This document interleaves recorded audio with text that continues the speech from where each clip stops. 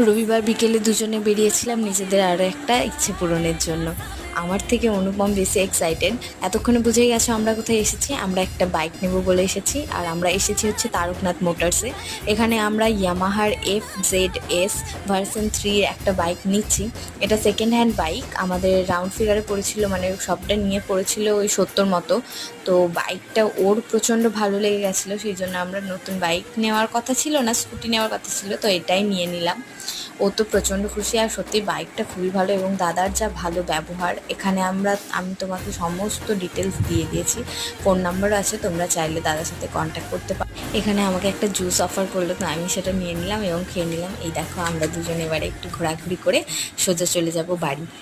একটু কেনাকাটি করার ছিল, তো হেলমেট দুটো অবশ্যই কিনেছে, এগুলো বাইকের সাথে দেয়নি। আর আসা মাত্র মা এখানে জল টল দিয়ে চাকাগুলো ধুয়ে পুজো করে দিল। দেখা হবে পরের ব্লগে।